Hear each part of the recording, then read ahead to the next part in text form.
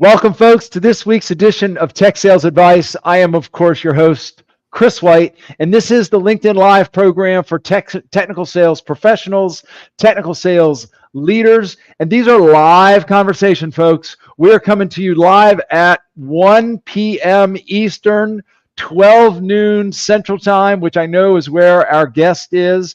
And today's guest is A, no stranger to the pre-sales community. He is B, no stranger to this show. This is his second visit, and he is someone, for those of you who are familiar with the 6 Habits certification program, he's a frequent voice on the 6 Habits certification program. His name is Ron Whitson. He lives in a state called Texas. Everybody knows him for the little tennis ball that's next to his name on LinkedIn. He's a tennis player. He is a VP or the VP of Global Presales Services, aka GPS, with Seismic. And he's joining us today to talk through some behaviors that lead to success in pre-sales. Ron, my friend, of course, it's good to see you. Thank you for being here. How are you doing, sir? I'm doing wonderful, Chris. Thank you for the invite. It's an honor to be a second-time guest on Tech Sales Advice. I'm super excited. That's a pretty elite list of people, I have to say. And by the way, we've already got a few people chiming in. Somebody said howdy y'all, so that it sounds like they speak your language. Rich Polton is out there. Rich, good to see you. Asif, another member of the 6 Habits certification community. Asif, good to see you. Folks, if you are out there, we don't actually have eyes on you. So if you do care to say hello, please feel free to do so. If you have any questions, of course, for Ron or myself, I invite you to ask. So Ron, you've been on the show before. You're pretty well known in the space, but it's possible that there might be somebody listening or somebody who catches the recording who, doesn't know you and doesn't know your story. Do you mind taking just a minute before we dive into the behaviors? Do you mind taking just a minute and introducing yourself, sir? No, sure. So I'd be happy to. So I have literally been in pre-sales for 26 years this year. It's been fantastic. The crazy thing is it's only been 4 jobs over 26 years. That is amazing. I tend to stick around. I had 10 years in IT before that, doing anything you can imagine. So building hardware, running network cabling, administering networks, being a database administrator, writing code, instructing. I mean, seriously, anything you could come up with. I was that geeky guy who did it.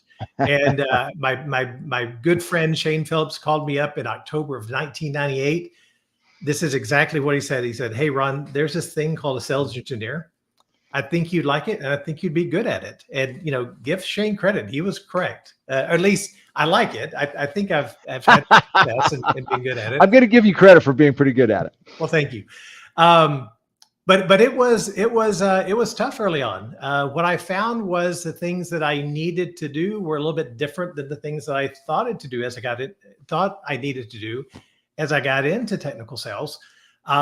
First company was a very technical IT asset management tool. This is back before Y2K, and we're trying to figure out are things going to stay on and continue working after the clock ticks over. Fortunately, mostly they did, but as people were investigating that, it became apparent that IT needed some business controls. So this IT asset management, understanding what you have deployed and how it's configured. That company was acquired by MRO Software, great company out of Boston, who had a tool called Maximo, which was a work management tool. And so I stuck my hand up. I remember Maximo. I do. I run into a lot of Maximo OGs out there, so it was cool.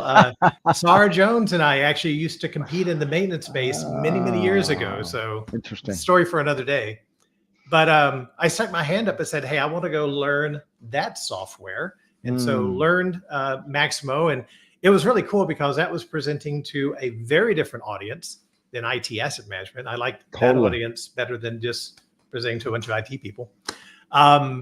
That company, MRO Software, was acquired by IBM. That was an amazing opportunity for me. That gave me my first chance to lead a team. And I got to go through IBM's management training program, which was transformational for my career.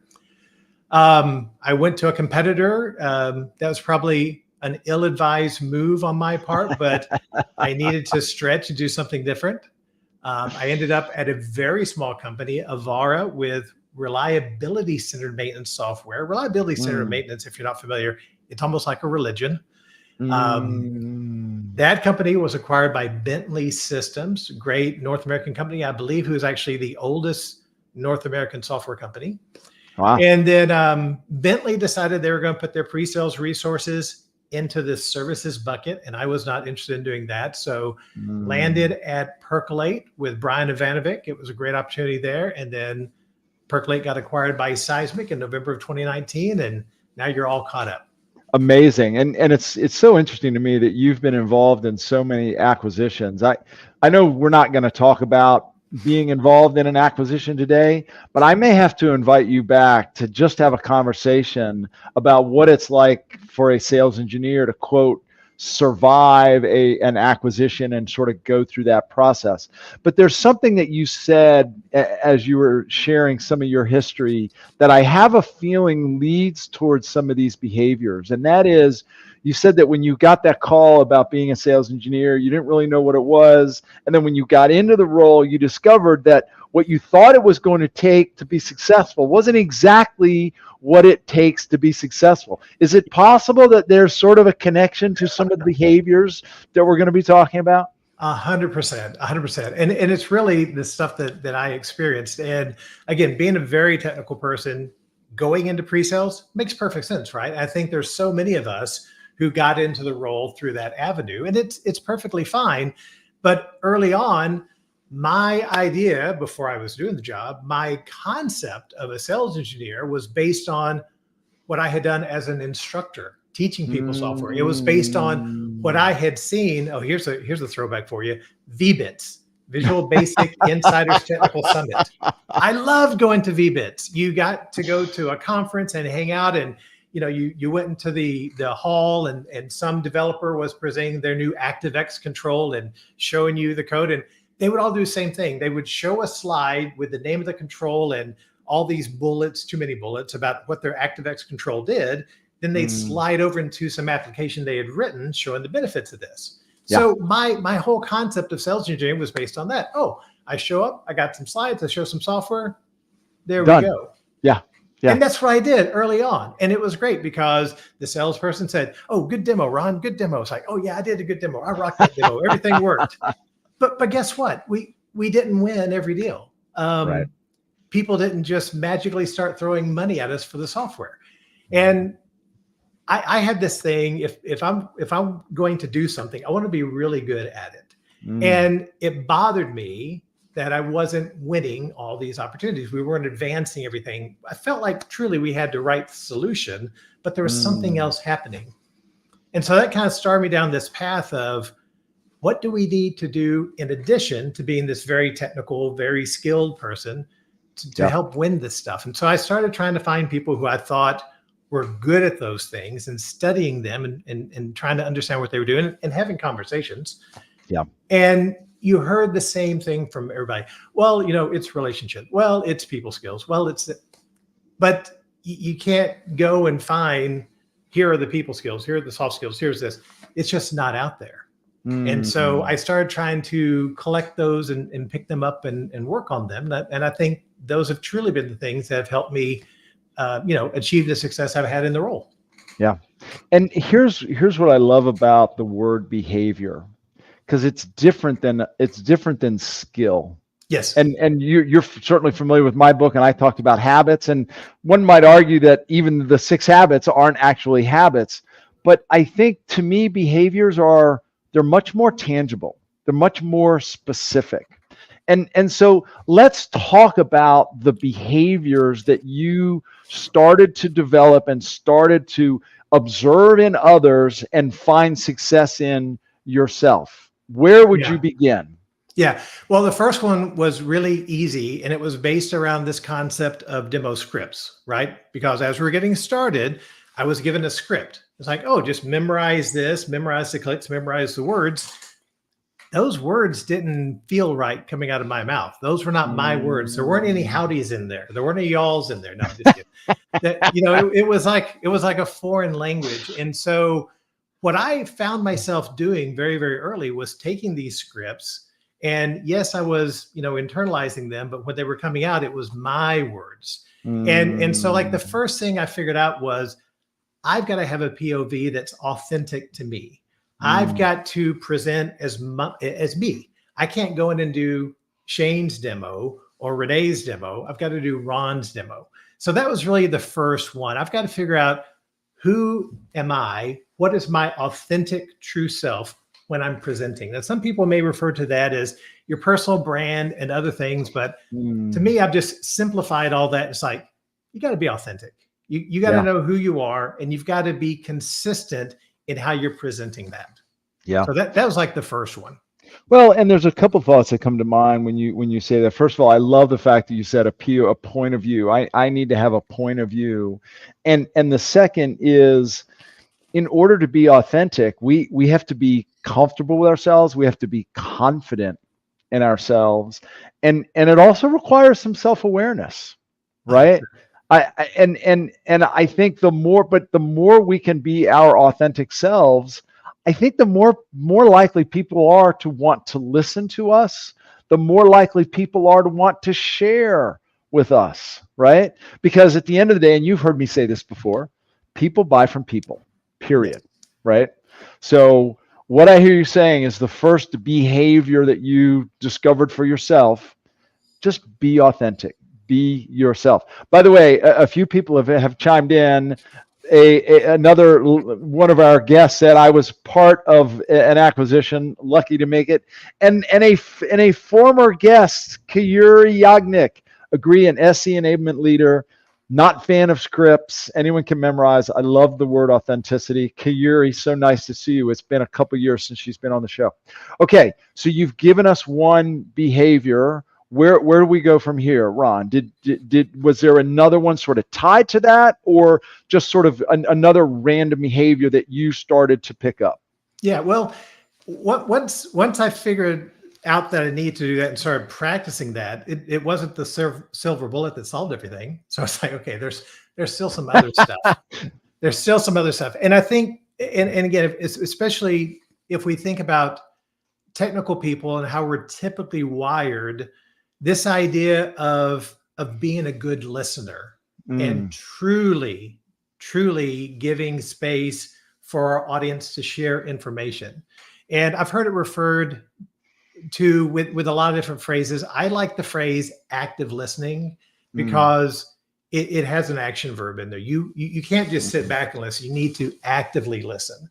And so that was the next thing. And that was also informed by a couple of things that I would see when I was observing demos or other technical people.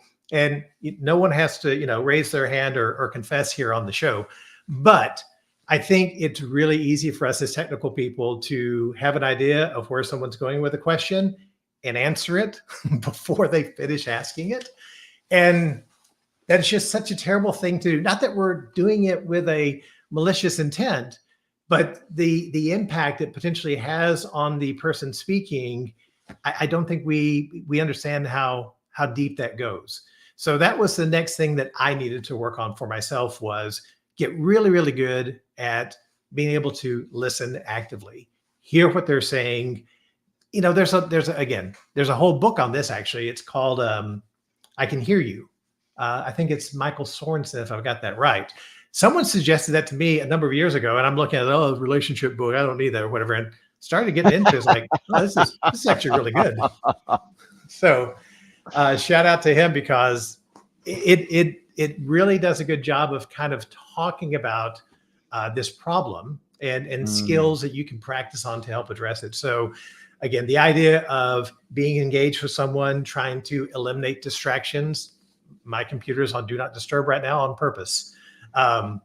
Trying to, not talk over the other person, let them get their thought out, even if I know exactly where they're going, because that's so important for building these other layers that allow you to have that relationship and that connection with the person. So love that. And by the way, I'll raise my hand. You're looking for a confession. I'll give you the confession. I was so smart that I would cut people off because I knew where they were going. And to your point, I may have been right, but it's rude it does the opposite of fostering relationship. And by the way, a few just great comments. Sydney Gomez, thanks for sharing, says active listening also creates conversations, not transactional engagement. Oh, So wow. well said. And then Rich builds on that, saying conversations foster relationships. And Kiyuri even and this is such a good point. People want to feel heard. They want to feel heard and understood and validated. And you're right, Ron. I think a lot of us who enter this role, first of all, we don't have any idea what the role really is, and then we get into it, and many of us, me included, like, you mean I get paid to show up and present and talk? Yeah. Like, I love doing that. But the reality is that that's talking is less important than listening, even when we're giving the demonstration. Mitch chimes in, when using a script, you have too many. Yes, very well said, Yeah. Mitch. And you miss the opportunity to hear them the words. Such great comments, folks. Please continue to flood the comments there. Love all the engagement. All right, Ron. So I know we're going to cover a couple of different behaviors. I love the first two you started with. So be authentic, be self-aware, be authentic, be your authentic self. Number one. Number two, be an active listener. And again, it's interesting, Ron. I've had a few people reach out. By the way, people that I don't know tell me that when I'm doing my LinkedIn Live, that when the other person's talking, too often I say, but I do that because that's my way of being an active listener and acknowledging the person that I'm talking to. So I don't think I'm going to change. So if you're listening and you don't like me doing that, I guess just mute me when I do that. Ron, that's showing me you're engaged. You're listening. 100%. You're paying attention. 100%. Ron, what's the next behavior you would be inspired to talk about? So, all right. So we're being authentic. Now I'm starting to listen actively and hear things. The next one kind of falls in line with these as well. And again, I think specifically with our engineer brain, it's not something that's pre-wired. And it's this concept of empathy. So that's the next thing. We really, I believe, have to take the time and think about the other person's perspective. A lot of times as technical people, again, we're smart. We know what's going on. We have a point of view, but we can't convince someone to do something by just hammering them with this logical argument that this is the software you. It doesn't work that way. And again, if it's people buying from people, it's built on relationships and everything else. Empathy is a magical thing that will help build that much faster than just coming in and being a cold technical resource. Yeah. I'm curious to ask you, how did you, and by the way, I could not agree with you more. How did you learn the actual behavior of demonstrating empathy? What are something, or what's something that you actually learned to do to demonstrate that empathy? It was mistakes made in meetings. And again, I mean, listen, I don't mind making a mistake, but if I make a mistake, I'm damn sure going to try to learn something from it, not do that again. Growing up, we had an electrical fence in our backyard. Now, this is not anything major. It's the little bitty wire that runs around the wall. Runs around the fence. This is chain link fence too, right? This is a while back, y'all. So the idea was that if one of the animals got too close, they'd get a little shock. And I remember went to mow the yard one day, and my dad says, "Hey, the fence must not be on." I said, "What are you talking about?" He says, "Well, you touched it and you didn't get shocked." I didn't touch it. No, you touched it. It must be off. Someone turned. I said, "No, Dad, the fence is on." Short story, he convinces me to go grab the electrical wire fence. And of course I got shocked. And he was laughing and having a good time. But I learned from that. It's like, I'm not going to touch that wire again. So again, mistakes are fine. Mistakes are how you build wisdom. And so you've got to be able to be vulnerable, but then understand, why did that happen? How do I keep that from happening again? So really quick story. I don't want to go into detail too much on this, but in a meeting, there was someone who was just super angry and super against us, and you felt all the negative energy coming off this person, and they're scowling and they're not helpful and they're not answering stuff. And this is kind of an important person in the meeting. And my interaction with this person was very, very difficult because of that. We are people pleasers. The best SEs are people pleasers. We're trying to get that, good vibe from this person. I'm getting the cold pricklies, and it's exhausting. And so I kind of give up. Well, later on, I found out that was the person who had actually created the solution that was getting replaced. I was not empathetic to his situation of sitting there and hearing his colleagues and some vendor talk trash about something they had put their heart and soul into. Yeah. So it's like, as soon as I thought about that, and what happened was I was talking to our contact who was at the customer site, and they knew this person. I said, man, what's that guy's deal? He says, oh, well, he wrote this. It's like, why didn't you tell us that coming in? That would have been good to know. Yeah. But when he told me that, I just sat there and thought, okay, you've been a developer, you've written code. How would you feel sitting there in a meeting and someone's trashing everything that you've done? It's like, I probably wouldn't feel too good. So yeah, hard lessons that I learned, but again, they're lessons, they're wisdom now. There's something I can hopefully pass on. Yeah.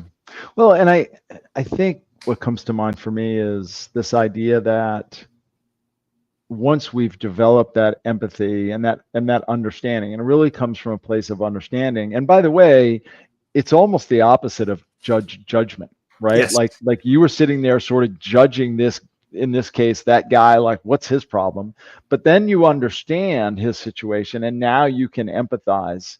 And then as a result, I think it changes the way we communicate. It might even change the way in which we talk about the solution, or the way in which we talk about the rollout, for example. Maybe we talk about how anybody who's currently involved in supporting the current environment will easily make the transition into the new. In fact, they're the best people to have involved in the rollout, because you need people who know the current environment, right? Now you can say things that bring him or her, and as the case may be, into the conversation, right? So it does tie to listening. You can't be empathetic if you're not actively listening. And the more you're actively listening, now we can actually demonstrate that empathy. So incredibly well said, Ron. Well, thank you. And something you said is key, right? You talked about judgment. Empathy is suspending judgment, suspending biases, which is super tough to do. But just be and let the information come, and don't filter it through a bunch of your preconceived ideas. Yeah. There's another thing that you mentioned that I jotted down. You said, we can't just convince people by just, hammering them over the head. I even found myself and coming to peace with the fact we actually can't convince anybody of anything. Only they can convince themselves of anything. Right? So the more we can empathize, what that means is that we're offering reasons that are meaningful to them, yes, reasons that are beneficial to them, that will help them become convinced themselves that maybe this is the right solution, or what have you. So I see so many chats or so many comments in the chat. I don't even know if I can keep up. Clifford and Mitch and Kayuri, thank you so much. Judging versus discerning. The latter requires empathy. So well said. All right, Ron, you've given us 3 behaviors. I don't know how many we're going to cover in the time together, but these are already, this is already valuable use of my time, much less anybody else's time, because you're reminding me of some things that I need to keep in mind. Be authentic, be a good listener, and demonstrate empathy. Where else would you go with this conversation around these behaviors? So here's another important note too, is I think they actually build on each other. And here's what I mean. I have being authentic first, because if you and I are having a conversation and I'm actively listening to you, but you don't think I'm being authentic, I'm being fake, that doesn't do any good. So true. If I'm actively, if I'm showing you empathy, or you think I'm showing you empathy, but I'm not listening to anything that you're saying, it doesn't work. So you really have to layer these on top of each other. And hard to demonstrate empathy if you're not really listening to the person. I'm sorry. Yeah. And if they don't feel as though you're listening, right? Again, Yes. people want to feel as though they're being heard.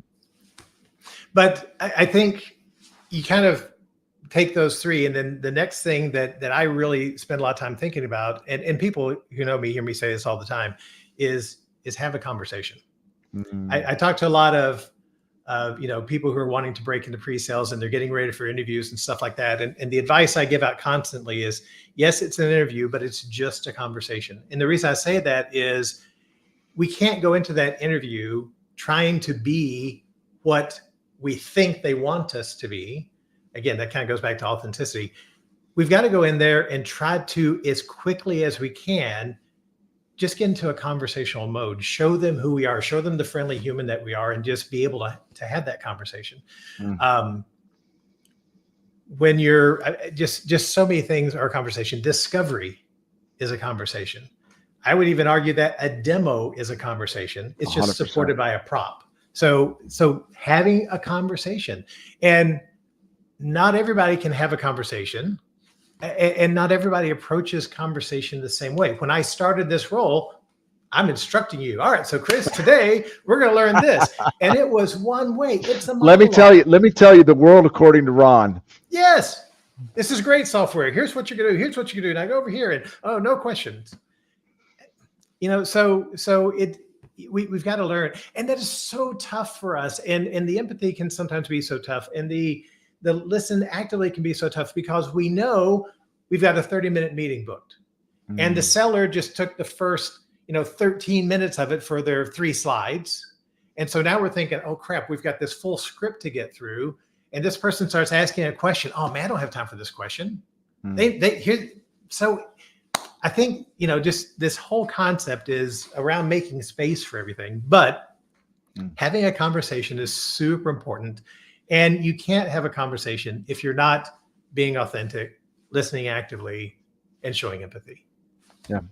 By the way, I love the term that you just shared, making space. I think that's an important element of a conversation. And what comes to mind for me is making space for others to speak, making space for others to think, and making space for yourself to think and process and digest what's being said. One of the things that I've told or mentioned in a lot of the workshops that I run, when you're engaged, whether it's discovery or conversation, if you speak the moment somebody else finishes what they have to say, it feels pretty obvious that you were thinking about that the whole time and just Absolutely. waiting for them, right? But if you make that space to digest what you've just heard, and then share a thought or a question, to your point, it makes more of a conversation. I just absolutely love that. There is one other question that I have related to this. And in fact, I ran a workshop this morning for a software company that most people would recognize instantly. And we were talking about habit number 5, which is to perform. So it's all on the demos. And I was suggesting to them that when we're giving a demo, I think we're facilitators as much as we are performers. And I think, and when I hear you say have a conversation, I think if we have a large group of people, I think we're also really facilitating a conversation, or we're facilitating a discussion. Does this sort of fall into the behavior that you're suggesting? Oh, 100%. There have been many, many times when I show up to deliver a software demonstration, and the stakeholders, sometimes it's the first time they've been together, and they've got some competing initiatives and ideas. And so, yeah, it's not a boxing match. Sometimes it's gotten close to it, but you are facilitating that broader conversation across the team. So I think it's very accurate. Another thing I want to bring up is, I think it was 2 or 3 weeks ago on the 6 Habits Mastermind call, we were talking about this idea of identifying and help building your champion, someone who's going to help you get the deal done when you're not there. And the point I made then kind of tied back to the same thing. I just say the same things over and over. But the point I made then was, if you're cutting people off when they're asking questions, and you're doing exactly as you just said, speaking as soon as someone stops because you don't want to talk over them, you're not giving that space for a potential champion to step forward and start answering questions to others on your behalf. So I think that's something, but again, there's so many competing things in our brain. How many times have we all been in a meeting and it's like, I know we don't have any time, but I want to show you these last 18 things. Like, oh, I just need to get through it. I got to get through my script. It's just, we sometimes go in without the right mindset, without the right overall goal of what we're trying to accomplish. So these are just things that I like to think about when I'm in the meeting, when I'm in the heat of battle, to try to keep me on the right path and steering to what the true goal should be, which is giving information to someone so they're able to make a decision. Yeah, yeah. It's so well said. I love what Sydney said here. Sometimes we're the conduit for the people within the organization that we're speaking to or presenting to let them connect and vocalize. And as Sydney says here, that's when the magic really happens. It's so well said, Sydney. And I think one of the mistakes that we tend to make is we show up and we just sort of assume that everybody that we're speaking to, because they work for the same company, that they're all on the same page, they're aligned, right? They're communicating. Here's truth. Organizations are dysfunctional, right? The left hand may not know what the right hand is doing and vice versa. And if we can be that individual that helps bring them together, and as you're saying, have a conversation, facilitate a discussion. And I love what Sydney said there. That's when magic happens. Yeah. Ron, this is just such fantastic discussion and conversations. You're dropping so many gems here. So I'm just going to recap just for a minute. In case any of you anybody has just joined, I'm speaking with Ron Whitson. He's the VP of Global Pre-Sales Services, aka GPS, with Seismic. He's sharing some behaviors that he has learned over the years that lead to pre-sales success. So far, I think we've covered 4. Be authentic, be an active listener, demonstrate empathy, and have a conversation. Have I gotten those right so far? 100% correct. Yes. I'm taking good notes. Good. I'll give, I always hand out chips. I'll take a chip for myself. Very good. For taking good notes so far. And we've had some great discussion in the chat here, folks. I encourage you to continue. And of course, if you have any questions for Ron or myself, please don't hesitate to ask. Ron, have we gotten through the behaviors, or are there a few more that you'd like to sort of add to the discussion here? There's 3 more. Just so people know how long they have to stick around and listen, but there's 3 more. So I think, and again, they're kind of in the order that you've got to do them the way you just summarize them. The 5th for me, really, and again, this is something I think technical people sometimes can struggle with, and it's just being humble. It's being humble. Now, what does that mean? It means obviously, and we talked about this the last time I was on with you, which is checking the ego at the door. When you walk in to deliver a software demonstration, you're not the most important person in the room. You may think you are. I was so guilty of this early on. I would strut in there and I had my stuff ready to go. You're not the most important person. Ron, I'm giving you the chip now for saying that, okay. By the way. Good deal. But I was guilty of that, so guilty of it. It was all about me and look at my cool demo and look at all the stuff I made and it's amazing. And that's the wrong focus. So it's being humble and understanding that others are before us and we're actually there to serve some people. It's being humble and acknowledging that although we may be pretty smart, we don't need to sit there and tell everybody we're the smartest person in the room. It's all that kind of behavior. And the reason that's important is it is such a turnoff towards building those connections and relationships that are so important to getting the deals actually done and advancing opportunities with our prospects and customers.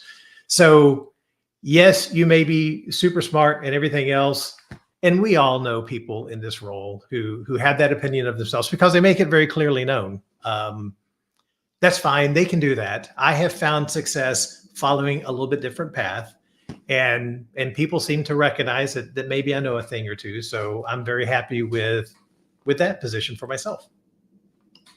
This strikes a particular chord for me, Ron, for a couple of reasons. The first is you talked about the individual who struts into the room and that they have a hard time getting through the doorway because their ego doesn't quite fit.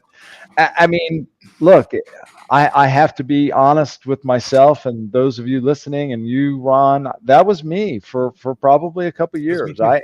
Particularly after I first became an SE, and I struggled at first, but then I got pretty good at what I was doing, and if I'm fully honest, I was closing just about every deal I touched, and my ego got pretty big pretty quickly, and it took a while for me to learn that was 100% the wrong attitude. And you mentioned others first, and I think you're familiar with the work that I do with Aslan Training and Development. We have this idea of other-centered selling, Yeah. and as the name suggests, it's the opposite of self-centered selling. And you also use the word serve. I think the more we think of our role as serving the people that we are working with, serving the people that we support, regardless of what it is that we sell. And here's why this strikes such a particular chord with me. The first four things that you mentioned: be authentic, be a good listener, demonstrate empathy, have a conversation. These are not techniques to manipulate people. And if we don't have a certain sense of humility, and if we're not going about it with their best interest in mind, they are just techniques to manipulate. And here's the truth: motive is transparent. Either people sense that you sincerely want to help and are here to serve, or not, and they will see through it. I think this is just such an important point to make. And I know Clifford, you just wrote a big comment. I can't read the whole thing without tripping myself up, but I appreciate the comment. So Ron, you have struck a particular chord with me around be humble. I know you said that there were three more. That was one of three. Yeah. I think we have enough time to cover on the other two. Do you care to share the other two? Absolutely. The next one for me is this whole concept of storytelling. And to me, listen, there are so many different methodologies around storytelling. I didn't know it was so complex, and I don't think Aesop knew it was very complex way back when.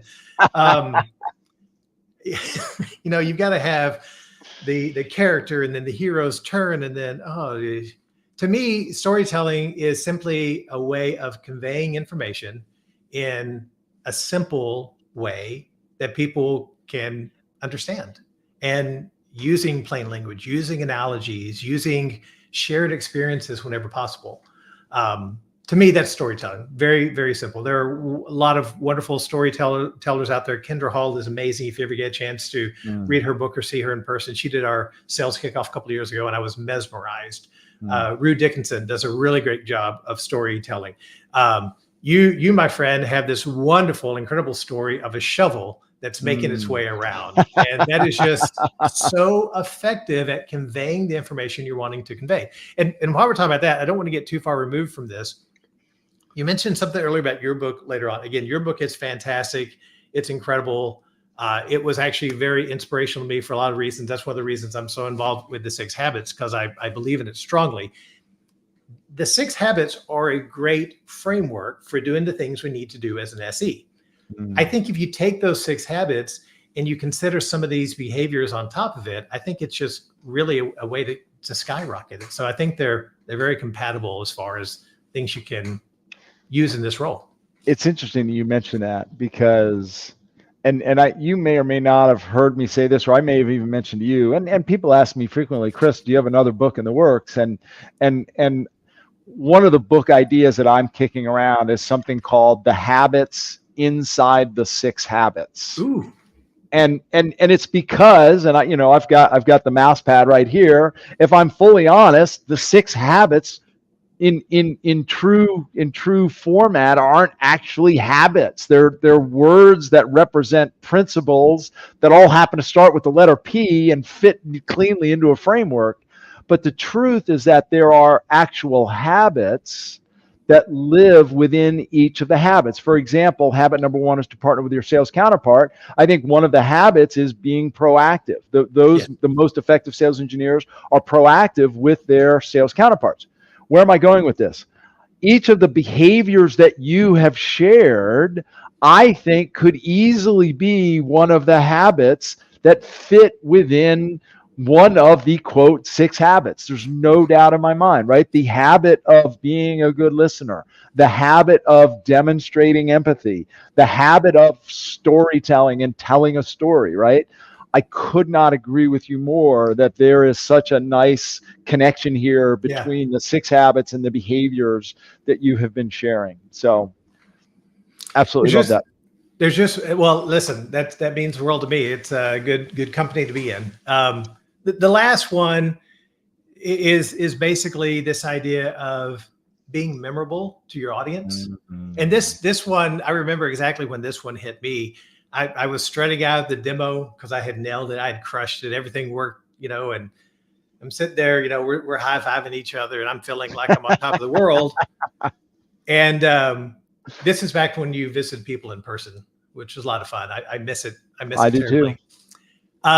We're leaving the prospect site, and in the lobby, we see our buddies from the competitor getting ready to go in, and I again, because now I think about empathy, I'm sitting there putting myself in that SE's shoes, and you know what? An hour later, he probably left the meeting thinking, "Oh man, I crushed it. I did so good." It's like, wait a minute. So now I've got to think about my audience's perspective. They're not just seeing my incredible demo that knocked their socks off. They're seeing 3, 5, 8. And so then again, I go down this rabbit hole of putting myself in that audience, and they all look exactly the same. Mm-hmm. Sales guy, sales lady starts going through a bunch of slides, the NASCAR slide, all this other stuff. They finally stop. The geek who can speak, which I proudly am, jumps in there and starts, so this is cool, and check this out, and this is our whiz banger, and this is our this and that. And then you go through that process 3, 5, 8 times. Then the boss comes to you. All right, Chris, thanks for being part of the evaluation committee. Which one do you think is going to, solve our problem? He's like, dude, they all said the same things. They showed the same thing. So that got me to think, it's like, okay, I want to do a couple of things when I'm presenting. I want my audience to remember me. And so whether I'm presenting virtually or presenting in person, I do spend a lot of energy and effort on trying to, reach out through the screen and make those connections, reach out and please those people, get that people pleasing vibes off of people. I'll try to do that. I try to keep the presentation as simple as I can, because if it's simple, it's more likely they're going to remember something than this complex 94-point technical demo that I deliver. And I think if I can be memorable and do things in a really simple way and be likable, then when your boss comes and says, hey, Chris, which one do you think?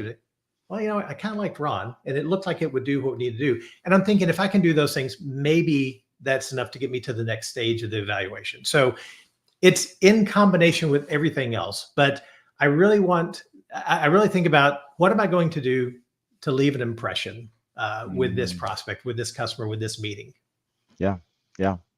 How are you going to stand out? And usually it's not your product. I mean, it might be once in a while, but it's usually not going to be your product. Usually it's going to be the individual that they're dealing with.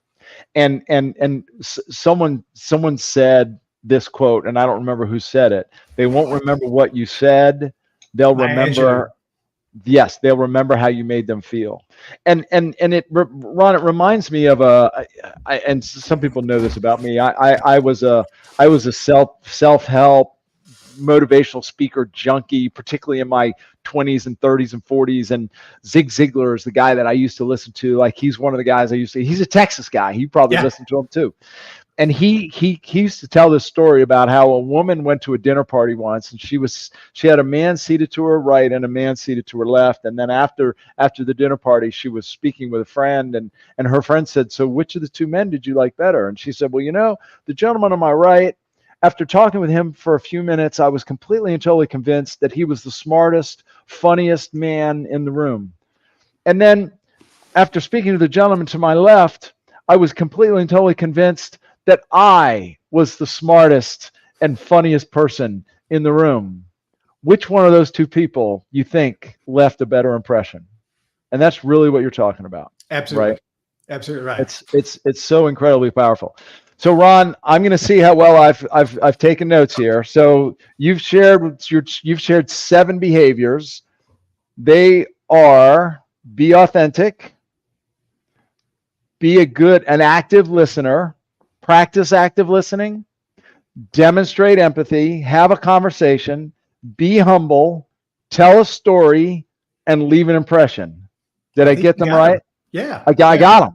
And All right. I've actually started kind of referring to these as timeless behaviors. And you teased a little bit of this in your post. And by the way, I just sent you an email. There's an image in the email I want you to pull up. But these things are not going to change, regardless of, like you said in your post, regardless of AI, regardless of our latest selling methodology.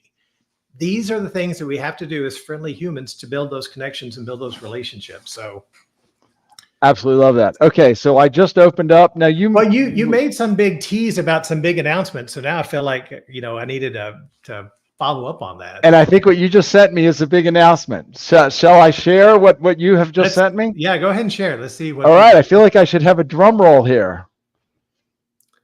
So yeah, I've been thinking about these a lot, and inspired by you and a few others. They've actually been, I was going to say put on paper, but it's not on paper yet. But the words have been put in a document. So yeah, it's a book that I'm announcing today. So this is the first official announcement on your show. So, well, I mean, you inspired me. So I thought, this was a good time to do it. Yeah, and the QR code will take you to the landing page for the book. The book is not available yet. The launch date is going to be the 12th of September. And yeah, I'm pretty excited. It was a lot of fun putting this together. So Ron, first of all, congratulations. This is an unbelievable accomplishment. And I will be honest with our guests. I had some idea that this might be the announcement that Ron was going to share, but in true fashion, these conversations are sincerely unscripted, unrehearsed, and unpredictable. So I wasn't sure really how this conversation was going to go or where we were going. David Campbell, future NYT bestseller. There's no doubt in my mind that this is going to launch as a bestseller on Amazon. And I will say, folks, that I have had the privilege of reading an early version. I'm only about halfway through, but I'm here to tell you it is going to be recognized as one of the best books written for pre-sales professionals. Thank you. It is, first of all, the 7 timeless behaviors, and I do believe that they are timeless behaviors. It's just ground truth. It is like gravity is a universal truth. These are just ground truth. These are universal truths for success in our role. Number 1. Number 2, because they're behaviors, they're tangible, they're learnable, they're repeatable, they're applicable, they're coachable, and coachable. And the book itself is an incredibly easy read, at least what I've read so far, and I'm about halfway through. I can't imagine it's going to be any different. So, Ron, what is the official launch date, sir?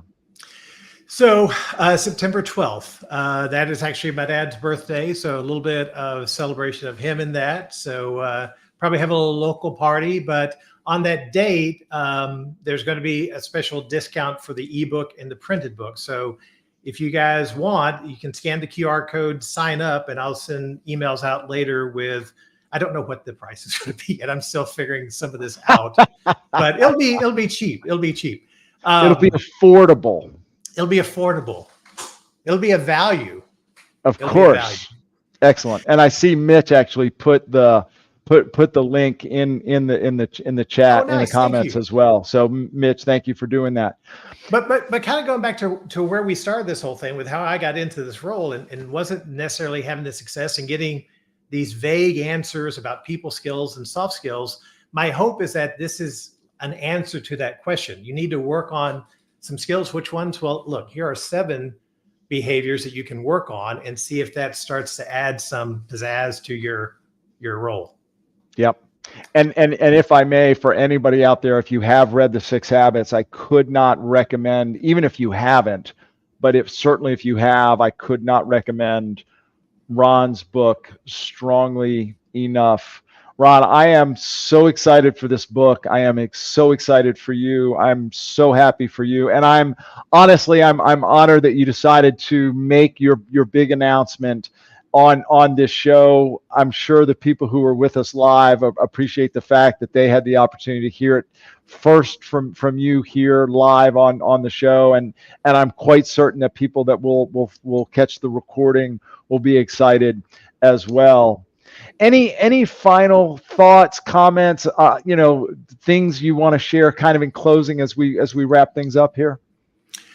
A lot of times I've read books, business books or otherwise, and they sounded great, but I kind of worried about the authenticity of it, if you will. Mm. These are things that I learned, and in each chapter, there's actually a story from my career that kind of serves the points I'm trying to make in the chapter. And these are true stories. I don't tell non-true stories. And people may not like the stories, so they're called out separately in the book. So if you want to skip the stories, skip the stories. But the other thing I did was at the end of these, I tried to put some actionable things that someone could do in the event they needed or they felt the need to work on these behaviors. So it's a little bit of a how to work on it too, instead of just do this, do this, do this. That wouldn't be very, very helpful. It's some suggestions, suggested resources, essentially. And the cool thing is, in my current role, I get the opportunity to speak to a lot of people and actually mentor some people who are coming up through pre-sales, and these play out over and over. So I'm actually able to see some of the real world applicability of this stuff. Yeah. Yeah. Well, and I can assure anybody listening to this that the book is infinitely consumable. It's an easy read. I was actually flying, I think I was flying back across country from Salt Lake City. And remember, I was a little upset with you because I boarded the plane and I had a bunch of things that I needed to do before the next day. And I started reading your book and I was so gripped that I literally could not put it down. And I read your book. I read I think I read it the entire 4-hour flight until I might have gotten a little bit sleepy because it was, well past midnight at that point. Ron, thank you so much for being here. Thank you so much for sharing these 7 timeless behaviors. Thank you for announcing the book on the show. Congratulations. I'm so excited to read it. I'm so excited to hold it in my hand and get your autograph, which is going to be pretty dang cool. For those of you who joined us for this session, Kayuri and Mitch and Asif and Rich and David and Oki and Sydney, and there's too many people that I can call out. Clifford, thank you so much for your comments.